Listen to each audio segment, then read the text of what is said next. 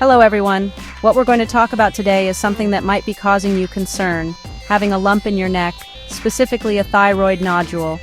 The thyroid gland is a small organ in our neck shaped like a butterfly. It's very important because it produces hormones that control our metabolism, heart rate, and body temperature.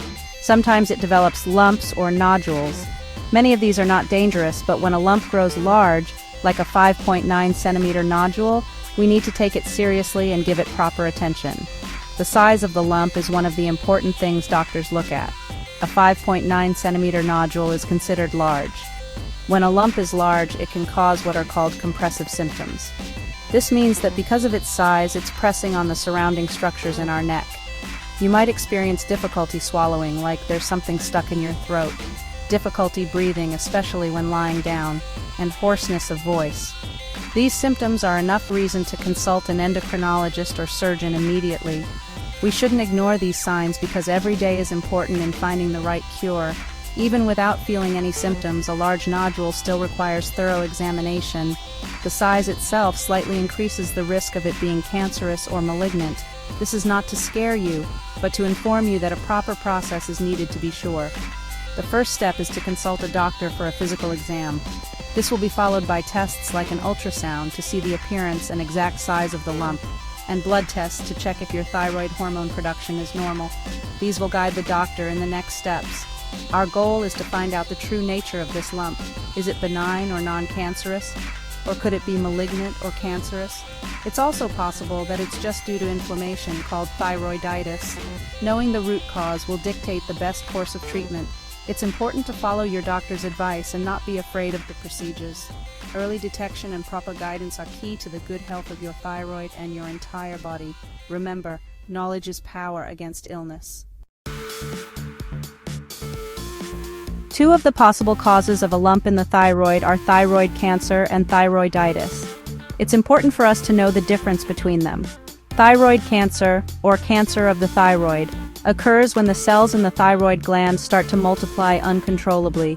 Its signs may include rapid growth of the lump, hoarseness of voice, difficulty swallowing, and neck pain that extends to the ear. The good news is that most types of thyroid cancer have a high survival rate, especially if detected and treated early, so don't lose heart. On the other hand, thyroiditis is the inflammation of the thyroid gland. This is not cancer. It can be caused by an autoimmune condition, where the body's own immune system attacks the thyroid, infection, or other reasons. Its symptoms may include pain and tenderness of the thyroid, and sometimes it comes with a fever. Thyroiditis can initially cause hyperthyroidism, or an overactive thyroid, which is then followed by hypothyroidism, or an underactive thyroid, as the gland gets damaged. The lump caused by this is often a result of inflammation. How do they affect a 5.9 cm nodule? If the lump is thyroid cancer, the cancerous cells form that lump and it can spread to other parts of the body if not addressed immediately. This is why immediate action like surgery is needed. If the lump is due to thyroiditis, the lump is a result of inflammation and possible damage to the thyroid tissue. Treatment for thyroiditis usually focuses on controlling the inflammation and regulating thyroid hormone levels through medication, and surgery is not always necessary. Determining whether it's cancer or thyroiditis cannot be easily seen from the outside alone. Even an ultrasound only provides clues based on the appearance of the nodule, such as whether it's solid, has irregular borders, or has microcalcifications. The definitive way to know the difference is by examining the cells of the lump itself. This is where the importance of a procedure called fine needle aspiration biopsy, or FNAB, comes in, which we will discuss in more detail in the next part. This will clarify our questions. To find out if a 5.9 cm thyroid nodule is benign, malignant, or just due to thyroiditis, the most standard and important procedure is the fine needle aspiration biopsy, or FNAB. Please don't be afraid of the word biopsy. It's a simple and safe process. The doctor will use a very thin needle, often guided by ultrasound, to take a small sample of cells directly from your lump. This process is quick, almost like getting a blood test, and you'll only feel a little discomfort. The cell sample obtained from the FNAB will be sent to the laboratory and examined by a pathologist under a microscope. They will tell you what type of cells make up your nodule. The results are usually divided into several categories. First, benign, which means it's not cancer. This is the most common result. Second, malignant, which is confirmed cancer. Third, suspicious for malignancy, where there are characteristics of cancer, but it's not 100% confirmed yet. Fourth, atypia of undetermined significance, or AUS flus, where it's unclear whether it's benign or malignant. And fifth, non-diagnostic, where the sample obtained is insufficient. When the FNAB result comes back benign, that's a big relief. But because the lump is large, 5.9 centimeters, the doctor will still recommend regular monitoring. This is usually done through repeated ultrasounds every 6 to 12 months to ensure it's not growing or showing suspicious changes.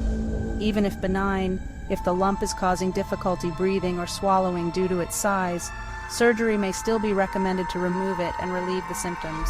So being benign doesn't always mean nothing else needs to be done. If the result is malignant or suspicious for malignancy, the next step is usually surgery to remove part or all of the thyroid gland. This is the most effective way to treat thyroid cancer. After surgery, depending on the size and type of cancer, additional treatments such as radioactive iodine or RAI therapy may be needed. RAI is a pill or liquid that cleans and destroys any remaining thyroid cells in the body, cancerous or not, to prevent the disease from returning. This is a targeted therapy that is safe and effective. The treatment plan for your 5.9 centimeter lump depends heavily on the FNAB results and your symptoms. If the result is benign and there are no compressive symptoms, the usual approach is watchful waiting or active monitoring. This means regular checkups with your doctor and repeated ultrasounds. Many people ask, "Doc, is it possible for the lump to disappear if it's benign?" In most cases, a solid benign nodule of this size will not disappear on its own. The purpose of monitoring is to ensure it doesn't become a problem in the future. When does surgery become automatically necessary? First, if the FNAB result is confirmed malignant or highly suspicious for malignancy, surgery is the primary cure for thyroid cancer. Second, even if the result is benign, if the 5.9 centimeter lump is causing difficulty breathing, swallowing, or hoarseness, compressive symptoms, surgery is recommended to remove the obstruction and improve your quality of life. Third, if the lump continues to grow despite being benign. And lastly, if it's causing cosmetic concerns or excessive worry for the patient. After treatment, whatever it may be, long-term care is important. If you had surgery and your entire thyroid was removed, you will need to take thyroid hormone replacement medication, levothyroxine, for life.